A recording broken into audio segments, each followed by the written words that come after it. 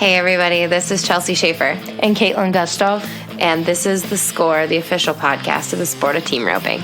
This is the Team Roping Journal's semi-weekly podcast highlighting the team roping industry's top talent and influencers through stories that inspire and connect ropers. We sit down with ropers from the professional ranks as well as industry icons and producers to delve into topics that make the team roping world tick. This is Season 2.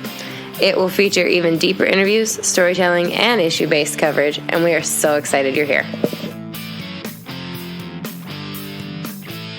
This episode is brought to you by the Walt Woordard Ropers Collection by MetaLab. We'll tell you about it later in the episode. One thing I kept thinking while recording this interview, have we taken the greatness of Walt Woordard for granted all these years? Now, the two-time world champion has made some 15 consecutive NFR appearances between 1976 and 1990, and he won a world title in 1981, then again at the age of 52 in 2007. He's had 20 NFR appearances total. He's spent decades sharing his mastery of the game with students across the country and beyond, and he's made some of the greatest, yet lesser-known horses in the history of the sport. Last year, with Matt Sherwood, he set the arena record at Rodeo Houston en route to a win there. And this year, he set the arena record at La Fiesta de los Vaqueros in Tucson's second round. With Brooks DeHosey this year, he just won the California Rodeo Salinas, one of the sport's most cowboy setups in Walt's home state of California. But Woodard is quiet. He doesn't seek the spotlight now at 63. Though he's never turned me down for an interview, he's never sought one out either. That's one of the attributes that makes a conversation like this so valuable to me. Throughout this interview, it felt like while Walt was being candid, each word was carefully curated by a man so skilled at his craft that even a short conversation just about healing steers must be taken with the utmost attention to detail. Now, I hope you enjoy. Thank you for listening to this interview with two-time gold buckalist and a $1.5 million healer, Walt Woordard. Wait! Before we get into the interview, I've got to tell you something else that I forgot when I was recording the original intro. Guys, we are giving away a win-a-day clinic with Walt Woordard at your home arena or a suitable local facility if you don't have steers and roping arena at your place. But all you have to do is go to teamropingjournal.com and fill out the entry form, complete a short essay talking about why you and your friends, 10 of your friends, guys, that means you get to be the cool kid that has all the people over for Walt Woordard to come and teach you guys how to rope a little bit better at your place. You just have to go teamropingjournal.com. You will see all kinds of banner ads that tell you to go there, and you will fill out a form. You will submit an essay. We will sort through your essays. We will pick our favorites with Walt's help. And then, if you make the top 10, you submit a video, and Walt gets to pick through all the videos who he wants to come help. We're going to come out there. We're going to bring you guys all kinds of goodies from MetaLab, from Walt's Bitline, and we will be there. We will be videoing it, creating training tips with Walt, with your crew, and we cannot wait to have you all send in your essays, send in your videos, and be part of the Walt Woordard Win-A-Day. Remember, we are bringing Walt Woordard to your place so that you guys can get a whole day worth of amazing roping tips, amazing insights from a legend. So, enjoy the interview, and then when you're done, go to teamropingjournal.com and sign up. Good morning. Yes. And absolutely, we were at the Cheyenne Frontier Days while we're recording this, so it's kind of an exciting setting. How long has your pro rodeo career gone? How many years are you into this? I got in 1976. I was a rookie, and I was a rookie in either 75 or 76. Who was your first partner? Bob McClellan. Bob McClellan. What did you learn that rookie year? That I had arrived a little early. Yeah. These guys are really good. So I should have, I should have went to college. I should have college rodeoed. I should have amateur rodeoed more. I was just in such a hurry to get into pro rodeo. Mm-hmm. And I tell guys that, young guys that, and they say, oh, it worked out good for you. But, you make a lot of mistakes along the way, and you could win and get your confidence really good, get an education, and then, get in here when you're about 24, 25, mm-hmm. and then you're ready. These guys are grown men. They're serious. Now, But in 1976, when you started, the Camarillos were at the top of their game, correct? Yes. Who else are some of the guys that maybe don't get the credit from back then? Al Hooper was a little bit before that, but he was a world champion, and he wore a white shirt and drove a Cadillac and, wore pressed clothes, and his horses looked amazing, and he was a very professional guy. Ted Ashworth was always also a world champion, and, he was a guy that had broken down team roping and understood the mechanics, and I was always attracted to him as well. But Les Hurdy's could head amazing, and those guys were great. Who did you model your style off of? Leo Camarillo was the first guy that I ever seen that could rope 10 steers in a row by both feet. Him and his brother. I always say Leo and Gerald. Mm-hmm. Gerald was a 1969 world champion as well. So he could do it. He could do it too. But those guys had timing. They had horsemanship. Their father was a good horseman. They had the horses in bridles. And those guys were kind enough to let me hang around them and practice with them and travel with them. And I learned a great deal from them. Now, speaking about bridles, horsemanship is a huge part of what you do. Tell me how your horsemanship has evolved since, in the last 30, 40 years. Well, I was raised by great horsemen. My father and my grandfather both were really great horsemen, and I understood the importance of having a horse broke and having him in a bridle, and being able to move him off your legs and having him broken the pole and not quartering when you dally and those kind of things. And my dad was you can't talk to people anymore, like I was talked to when I was a kid, but the way that my dad talked to me was based on truth and reality, because if I ever took a bad shot when I was a kid, if I ever threw out of position, he would say, "Get off your horse and go in the house with your mother." And I would say, "Why?" And he said, "Because she can't ride very well either." And then he would back it up with this. He would say, if you can't eliminate position as a reason why you miss, how can we address any other thing, any other topic? How can we talk about the swing? How can we talk about your delivery? If you can't ride your horse in position and stay in position for a series of swings. Well, there's a better way to say that other than insulting my mother, but I was attracted to the way that my dad talked to me, because he wasn't being mean. Don't get your feelings hurt. That's true.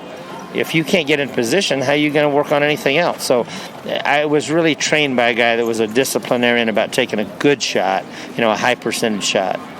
If you could go through a checklist of what a broke horse is. You said broke. You kind of rattled a few things off. What is a broke horse to you? A broke horse to me is something that I did a thing the other day. I was talking to a person about horsemanship, and they was talking about the fact that this is such a nice horse, and my son and I broke this horse. But really, you could be a dude and not hardly know much about horsemanship if you followed 3 simple rules. One is don't rope too many in a row on your horse. Don't rope on him when he's too young, and don't rope fast cattle. I mean, those are simple things. Ray Hunt was a master horseman, and he said something that I always loved. He said, my dad was an advocate of this as well. Ride your horse every day. Ride him every day. Catch him every day. Get on him. Ride him down the road. Do something with your horse. But Ray Hunt said that there's only 3 days a month that a horse retains knowledge. There's only 3 days that you can teach a horse something every month. But he said you have to ride him the other 28 days so you don't miss those 3. And that's just an amazing thing to say. Right is so profound. Meaning, if you ride him for 31 days, you can train him. Yeah. So that's something that we do. But getting a horse calm, and where he's not charging, he's not pulling on you, he's not running off going down the arena. He likes his job. He's doing his job out of desire and not fear. I think that to me is a pretty good way to describe a horse. Yeah. Now, we're standing next to Blueberry as yes, we're talking. That's him. Tell me about his progression. What did his training process look like? I don't want to make you give away your secrets. No, there's no secret. Travis Woodard, my son, is a great horseman. He's really good about getting a horse in the bridle and get him to where he's broken the pole and submissive and quiet and knowing his leads and having a great foundation with that. He went to California and he rode with Corey Cushing, who's this, he's the Trevor, the Trevor Brazil of his world, and then he mixed the things in that my father and my grandfather taught us. I mean, Travis Woodard is a far superior horseman to me But then I'm really good at the monotonous day after day after day stuff. Getting on the horse and roping the sled and roping the donkey and roping the track steers. I'm really good at that. I like that. I can go out there to the end of the arena and I can lead steer on my colts for a couple hours, and it's just following a steer that trots around. And I'm really good at that. I like doing that. Mm-hmm. So I think that with Travis's background on these horses and then my day after day after day stuff, I think that's a great combination. Yeah. Now, how old was Blueberry when you guys started with live cattle? We put the halter on him the very first time, mm-hmm. but he was probably, 3.5 years old, and that's when we started messing with him. Gotcha. So at 3, you guys started. Tell me about that process. Well, we start messing with them when they're little. We actually start when they're yearlings and 15 months old. They're so much easier to make submissive. We hobble them and we tie a hind leg up and in sand where they're not falling down and they're not throwing themselves down. They're just learning to give to the pressure and brushing them and loving on them and clipping them and just catching them every day, even before you start to saddle them, and then saddling them and bitting them up in the pen and getting them to be submissive and broken the pole and all that stuff is a very slow, monotonous thing, just day after day after day. I think that's one of the reasons why there's not a lot of great horses available, because it's so time consuming, and then the finished product for a long time wasn't worth selling. Yeah. Like I turned down $150,000 for this horse, and if you actually added up the time that Travis and I spent on him, it would be about 50 cents an hour. Mm-hmm. Mm-hmm. We would lose money if you sold him for that number. So, but if you're serious about competing, which I think any number roper should be serious anymore, because you can win $180,000 a man at Las Vegas at the World Series finals. So it doesn't matter if you're a 3 or a 4 or a 10. A great horse is going to help you, win and reach your goals. And, I've heard for years great horses have quirks. Or does he have any quirks? He's so gentle. He really doesn't. We've lived with him so much. Him and I have a problem that we both really like to eat. He loves to eat, so I have to try to monitor how much he eats. And I love him, and I like feeding him, and I like to eat, and so it's hard for me to say, oh, you can't eat, and I'm going to go have dinner at 9 o'clock with bread and butter. So, that's the only thing that he does. He's super gentle. He's really an alpha male. He doesn't do. Mm-hmm. You cannot put him with any other horse. He's a boss. Mm-hmm. He's really good at being alone. I can put my hot wire pen up anywhere in the world by himself, and he's fine. Now, your bit line. Let's talk about how that complements your horse program. You have a line of bits that you came out with. Did it launch in January? Yes, it did. From doing all the roping schools, I found out, and I took this for granted because I knew what a ring snaffle was, and I knew what a D-ring snaffle was. I knew what an O-ring snaffle was, and I knew why you put it on a horse and what age to put it on, and I knew a snaffle bit with a 6-inch shank went on a 3-year-old or a 2-year-old that you just took out of a D-ring or an O-ring, and then you progress to a 7-inch shank, and I understand the difference in the chin strap, so where you use a double chain chin strap on a young horse, but when I started, and then the progression goes on from there. Then a 3-piece snaffle with an 8-inch shank, and then a snaffle bit with an 8-inch shank with 3 different types of diameters depending on the age of the horse. And when I first started putting roping schools on, and then you just keep moving up, because then you go to a bit that has a port in it, a smaller port, and then finally a higher port, which most people call a correction bit, which I don't like the name correction bit. I think that's a marketing ploy, because if you told somebody, oh, you need a correction bit on your horse, and the guy would say, well, is he cheating or running off? Doesn't matter. This fixes everything. It's a correction bit. It corrects all things that are wrong. So that's what I tried not to do with my line. I tried to call it a smooth 1x1. So it's 1 inch high and 1 inch wide, and then a smooth 1x2 and a twisted wire 1x2. And then what I wanted to do, and I could do it at the roping schools. I could educate the people at the schools, and I could explain the progression. But you can't do that once you leave the roping school. So what I tried to offer with my line is you can scan the code on all of my bits, Auto Western Store, and I will come on your phone and I will talk to you about the bit that you have in your hand, and I'll explain to you what it is. So a huge education component. I want to offer that service because, I mean, at the roping schools, for instance, and I know because it's a sampling at the roping school, you will ask a guy, why do you ride that bit on your horse? Well, that's the bit that I used on my old horse. How old was he? He was 21 and he wanted to run off. How old is this one? He's 5 and real submissive. That's not right. Yeah. That's not right. But the guy is doing that because he hasn't been educated. He's a professional welder or a plumber or a carpenter, or he has a business. He's just a dummy. He's not a dummy. He's not a dummy. It's like when I go fly fishing. I don't know anything about fly fishing, so I need to be educated. Yeah. This episode of The Score is sponsored by the Walt Woordard Ropers Collection by MetaLab. It's a comprehensive system of bits that are tailored to fit each horse's age and temperament at each level of his development. From O-ring and D-ring snaffles for novice horses to shank snaffles and correction bits for those with more experience, the Ropers Collection will efficiently move a horse through training from beginner to polished competitor. You can learn more about the Walt Woodard Ropers Collection at www.Partrade.com. That's Partrade.com.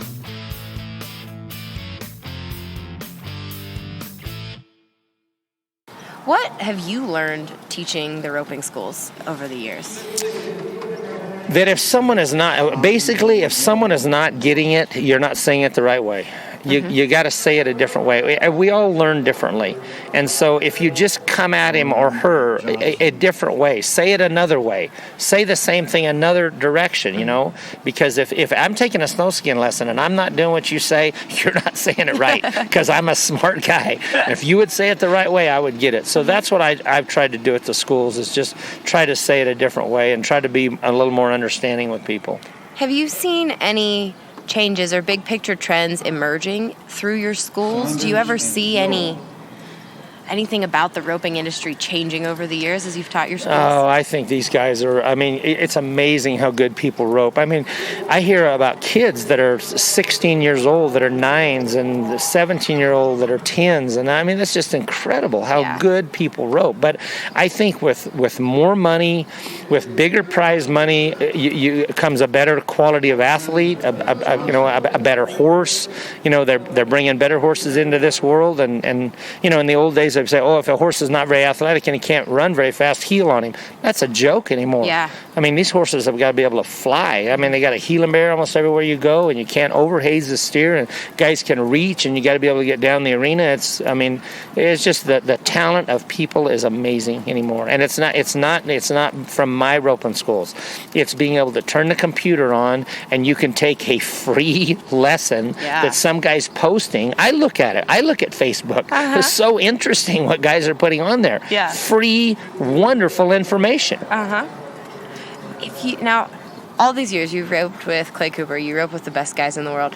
Do you ever get to pick other people's brains? Do you want to pick? No. You have to be careful a little bit about that, because a lot of times people, I'm going to heel like Jade Corkill, or I'm going to heel like Junior, or I'm going to heel like Colin Van On, or I'm going to heel, and you can't do that. Yeah. You got this far because you have a lot of ability. You might get a little bit wider like Corkill. You might put a little more speed on your swing like Jake Long. You can take a little something, but those guys all are amazing ropers, and they don't win just by luck. There's a reason. There's something that makes them win. So you can rob a little something from every person. Yeah. Now, you had said to me, you said a little bit earlier that you crave it still. Yeah, I absolutely do. Tell me about that craving. Where does it come from? I don't know. Well, I do know. I have to have something that I'm working on. I've got to have a goal. I've got to have something that drives me on, a reason that I get up in the morning. I've always done that. I've always had that. And I'm not saying that, I'm better than anybody else because I have that desire. I don't. But I absolutely want to be the oldest guy that's ever made the NFR in the team rope. And I want to do that. I wanted to see if I could do it at 50, and that it turned out great, and now I want to see if I can do it at 63 and 64 years old. Right now I got $16,500 won. I'm not in the top 50, but I'm 20,000 behind 15th. I can see the guy. Yeah. I just cannot believe that I can't catch him. So I mean that's something that I just really need. I heard a thing one time that a lot of the guys that went to the moon really had trouble when they came back to Earth and just became a regular guy, because you've already been to the moon. I mean, if you were married to the guy and you said, let's go on vacation, and he would say, where? Yeah. I've been to the moon. Matter of fact, I left a car at the moon. Yeah. It's still parked up there. Where could I go on Earth that would be exciting to me? So I understood why those guys had some trouble, adjusting to regular life. And I'm a little bit like that. Roping against these guys is just, I love roping against them.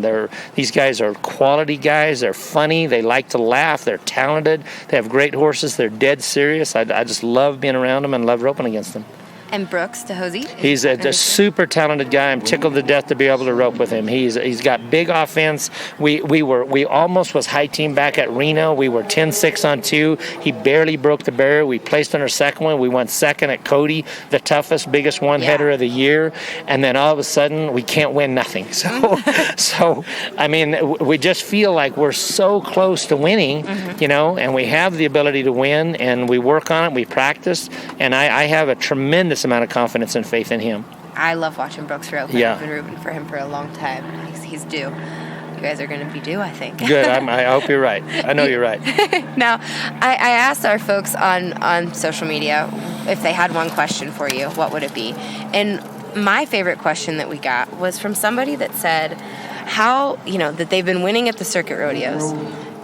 They needed your advice on how to step it up. Like they can win at Steamboat Springs, but when it comes to Cody, Casper, Sheridan, they can be fast everywhere at the smaller stuff, but they seem to screw up at the bigger stuff. What advice do you have? Well, I think that people try to go too fast. I really do. I think all of us try to rope faster than we can rope, and I think your run at Steamboat Springs was good. It was good. Now you got to go to Cody and do the same run. But when you get to Cody and you walk around the parking lot and you see household names and guys that you recognize on television, you convince yourself that you're going to have to be 4 flat. And you don't.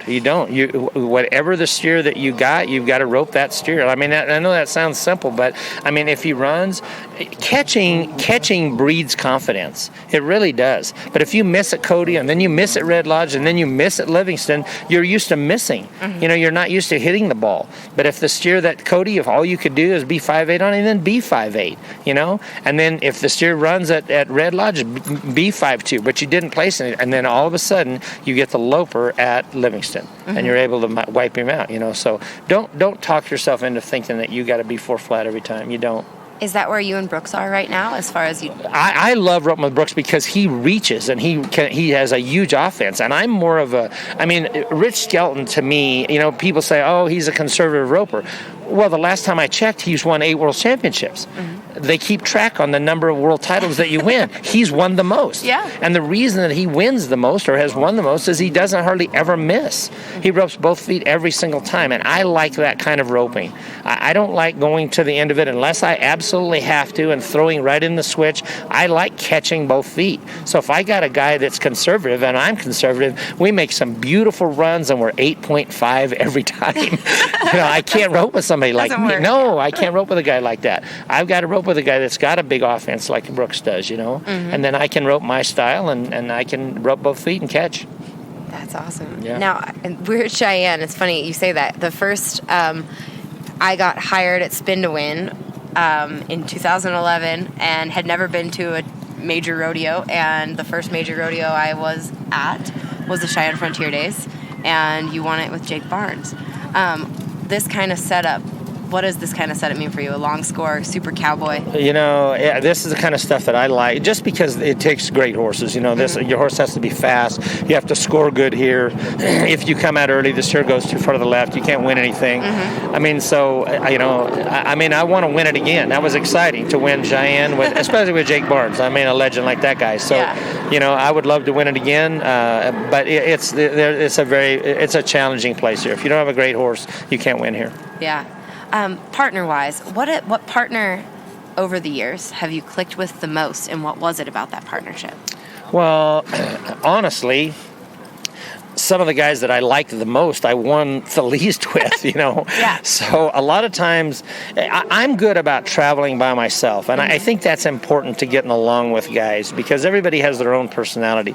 I told Brooks the other day, he says, I kind of feel bad that I'm not going with you a lot, and I said, listen, you're 32 and I'm 80, you can't hang around with me, you need to be with your friends and, do things that 30-year-old guys do. I go to bed at 9:30 and I'm boring. I read a book. I have a boring life that I follow, but that's good for me. So I think that's one of the ways, because every guy, Matt Sherwood was delightful to rope with. Clay Tryon was an amazing partner. Jake Barnes was fantastic to rope with. All these guys were great. They really were great to be around. But Sherwood, he liked to play gin. He thinks he's a good gin player, and he's a decent gin player. But I think I enjoyed roping with Matt a lot. That's awesome. Yeah. Now, over the years, how have you changed as far as your attitude about this sport? Obviously, you're craving it just as much as you did when you were in your 20s, but... For me, the swing speed has changed just because the steers are smaller. They hit the ground faster. That's my least favorite kind of steers. I like older steers that hit the ground slower because my swing is a little slower. So I've went to a lighter rope. I use the NV or the NXG now because it's a little bit lighter, and I can swing it faster. It's not as hard on me to swing. The GT4 is an amazing rope. I hated stop using the rope because I'd won a world title with it, and not very long ago. But it was just a little bit too heavy for my age, and so that's why I went to a little bit lighter rope. Now, you said at your age, not me. Right. What has your age changed about your game? Honestly, nothing. I don't feel any different. I swear I don't. And I'm not kidding myself. But my family lived to be 100 years old. They live forever. They just finally they just get tired of living and just die. So I think that's something I got going for me. I can drive all day long. I don't require very much sleep. I don't get tired. I can practice all the time. I shoe my own horses. I think that's not. And I eat terrible. You do? Oh gosh, I eat terrible. My wife is on me all the time about what I eat. So. Where's your favorite stop on the road? Oh geez, I love Outback Steakhouse. Outback. I'm a Texas Roadhouse. I know, but they got bread. Bread kills me. Bread and honey butter is the worst thing for a fat guy in the world. It's so good though. I know, it's so good. I agree. But you probably get like the blooming onion at Outback. I know. So yeah, I'm a beef guy. Yeah. For sure. That's awesome. Before I forget to ask, I'm looking at Blueberry. Which bridle are you riding? I ride him in a smooth 1x1 out of my collection. It's called a smooth 1x1. It's a little square port, 1 inch high and 1 inch wide, because I don't want to touch the roof of his mouth. He doesn't need that. But going at the speed that we go, you got to have some control. Gotcha. And you like that much swivel in the cheek piece? I really do. I do. Just because they got to, I'm not a big fan of tipping their head in really inside going down the arena, because I think it encourages the horse to quarter when they stop.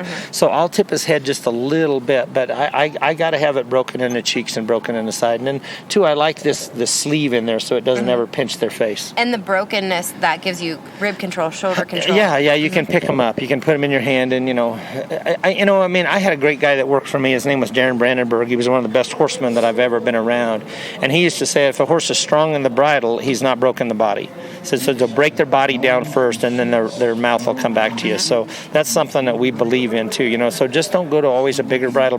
Try to get your horse a little more submissive in the body. And when you say that, I love this topic. So when you get them submissive in the body, are you riding them in a snaffle and then just kind of trotting them around doing circles? You can do that, and you can do that. You can get your horse in a snaffle bit. You can go back to a snaffle and get him to come back and get him to break in the pole and get to where you can, tip their nose in and do smaller circles and move him off your legs.